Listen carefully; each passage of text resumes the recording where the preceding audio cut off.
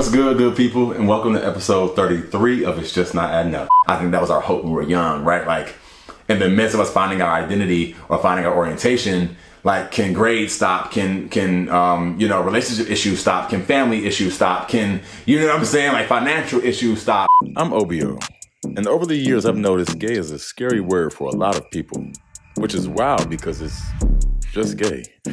But don't worry, I've decided to be your gay coach.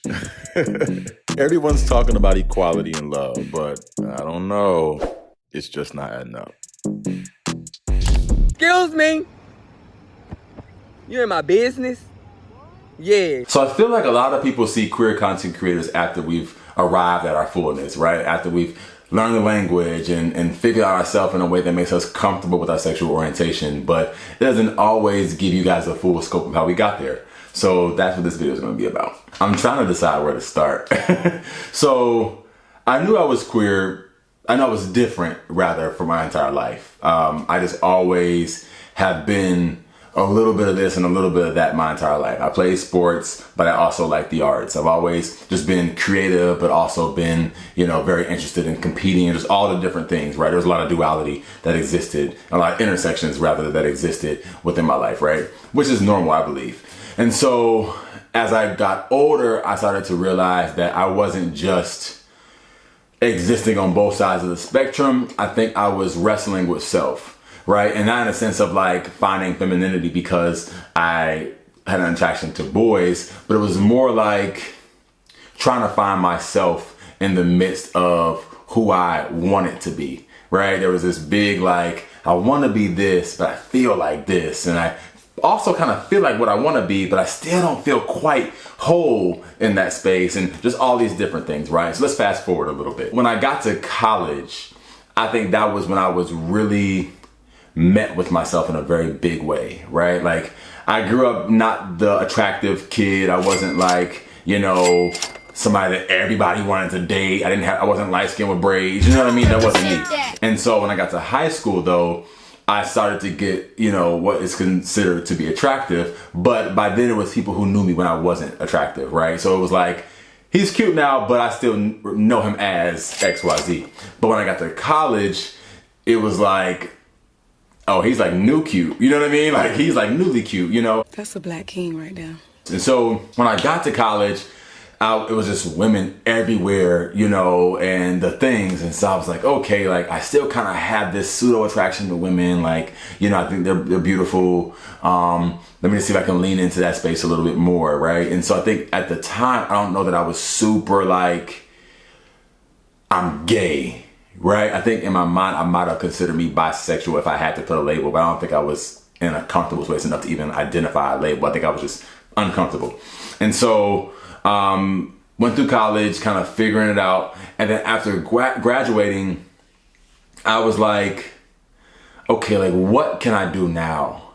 Right? I think there's this space of like new beginnings as it relates to queer folk, right? Like, okay, well, I'm going into high school. I could possibly be, me a little bit more. I'm going to college. I could possibly be me a little bit more. I'm going into the real world. I could possibly be me a little bit more.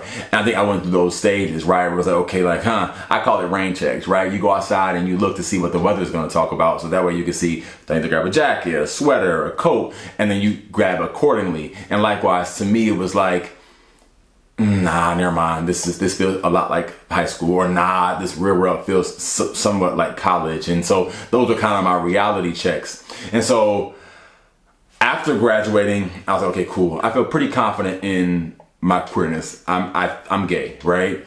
Not bi, I'm gay. However, I don't feel comfortable with language. I don't really know who I can tell this to. I don't know what this will bring about. I don't know what this will stop for me in my life. I just don't know. So I'm not going to deal with women.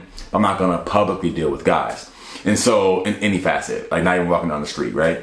And so then it became just like meeting guys in random spaces, and us being very private about the times in which we interacted. I would meet guys, but I would meet guys in a vacuum. It was very specific what we could and couldn't do. It was very specific where this relationship could and couldn't go, what this relationship was going to be called, like all the things, right? And so it was very siloed, and also it became very transactional, and that became my nature. for a good amount of time. I just got to a point around 26 where I just didn't like who I was. I just was spending so much of my time conscious of how this would look, conscious of what I gave to this person, conscious of how much of myself did I bring to this space versus that space, and just like all these different things. And so I got to the point at 26, I was like, okay, OBO, let's do a quick inventory of who we are versus who we are being, right? And so for me, it got to the point where, again, I just didn't like who I was. To be super frank with you, I just was having very transactional encounters with men, and I also would meet guys who weren't on the same playing field, right? So when you're closeted, there's this very interesting space about how different people interact with themselves while in the closet, right? Like everyone's version of closeted is not the same. And so you'll meet guys who their version of closeted is this, and their version of comfort is that, of which is really closeted, right? But in their minds, like, I'm comfortable, I'm just uber private, or I'm comfortable, I just don't think it's anybody's business, those kinds of things. But you still get, we're still all in the same vacuum, you know? And so I would meet some guys though who were actually comfortable, but also knew what kind of sexual experience they wanted or what kind of interaction they wanted in general. And it would be from a very specific group of guys who usually existed within the closet. And so you'll find yourself in these like, sometimes weird, like, what are we doing, when it's very clear what we're doing, but someone's emotions got involved, or someone's emotions didn't get involved, or just all these like really song and dances that could have been avoided if we were all comfortable. But again, like, it's a process. And so at this point, I felt like I had taken a hard step back from my straight friends, which I think is pretty normal in the queer community. A lot of people, when they're trying to find themselves, take a hard step back from people who they feel like the most judgment will come from. And in my opinion, I felt like the most judgment would come from my straight friends. And so took a hard step back from them, but also was afraid of queer people because like, they'll out me, they'll tell people my truth before I can, like all these different things. And so it wasn't really a clear lane for me to go left or go right. I just found myself being just by myself. And so within being by myself, I got to the point around 26 where I was like, all right, OBO, like, we're bored, we are lonely, we are emotionally unavailable for people who aren't even romantic, just for your friends, right? Like, we're not being who I can really, really get with. So what do we need to do? So at that point, I just decided that I was gonna do something that was completely out of my comfort zone. So I told one of my homeboys that I wanted to go to a gay club. And I felt like that would be like this, I don't know, popping my cherry, I guess. And that would like be like, hey, no turning back now. But I knew I couldn't go to one in Atlanta where I live. So I was like, okay, let's go to LA. And I want to go to a gay bar when I get there. So we went to LA and went to this gay bar called Trunks. And there's this thing in psychology called an imaginary audience, which basically is like this idea that everyone's looking at you, right? And usually people aren't really that invested. And so at the time I had this very big imaginary audience. I felt like everybody was very concerned with my sexual orientation wherever I went. And so when I went there, no one cared. Everybody was having a good time and living it up. And so I felt like there's this group of guys in here who are in their fullness and in their truth and having an enjoyable experience. Meanwhile, I'm like forcing myself behind the four walls of my apartment. You know what I'm saying? All these things. And so after going there, I came back to Atlanta and I'm gonna be myself. Like, and it was that simple for me. Like, I guess because I had been spending so many years like in confusion or in just in shame or in all these different things. And so when I finally, I guess, like did a thing, it was like, let's do it. It's time to wake them up.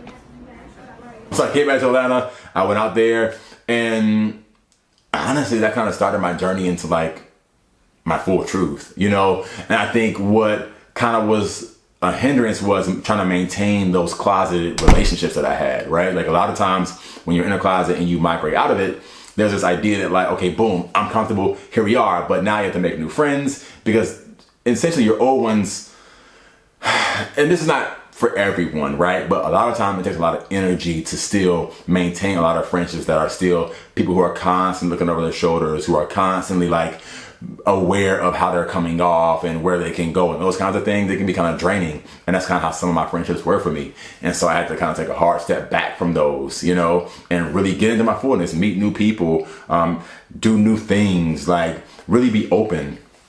And so from about like the end of 26 to now, you know what I mean? I just was like, I'm just gonna be myself and like Learn to love me so I can love on others properly. Learn to love me so I can do what I want to do, so I can do what I'm here to do. And it's all the things. And so for me, it was building new community full of people that like actually care about me, like intentionally and specifically. You know what I mean? Even in my friendships now, all of them are not queer people. Some of them are straight people. You know what I mean?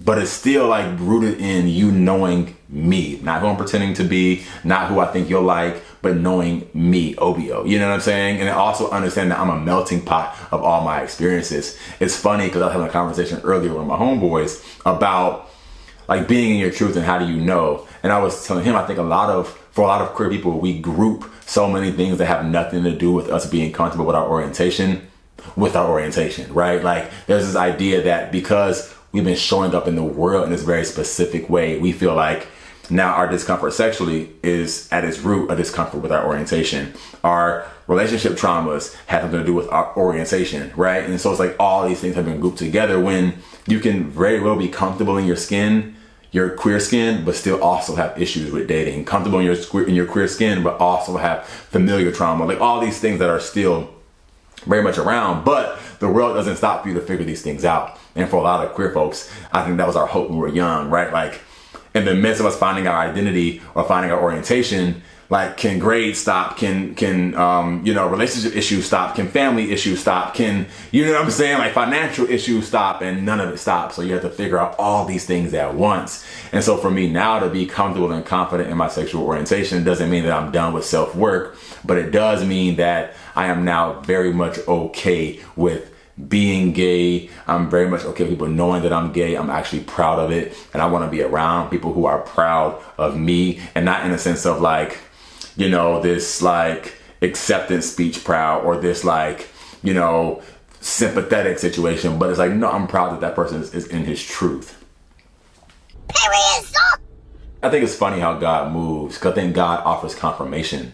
And so I think for me, this channel and like all the things that I've done that center queerness has been my confirmation. I always feel like God was tugging on me to say something, but I didn't really know what it was. And so in me now seeing responses from people who have used content that I've produced to then say things to their family members, or to then, you know, find safety or to find some sort of hope, it let me know that who I was also set a decent amount of experiences to prepare me to say things now with an empathetic heart and with goodwill, right? To then help somebody else. And so for me, I understand that everybody's journey is different, but I want to encourage anybody watching this video that there's love at the opposite end of shame. There's love at the opposite end of fear. There's community to find you. You know, there's a big difference between relatives and family, and you'll figure that out once you find your truth. There's a lot of different things that are waiting on you. I'm waiting on you. And yeah, I think all in all, I appreciate where I am now and almost understand the journey it took to get here. So yeah, that's a little bit about me. Drop your story in the comments if you feel so led. And I will see you guys on episode 34. Keep creating space. Peace.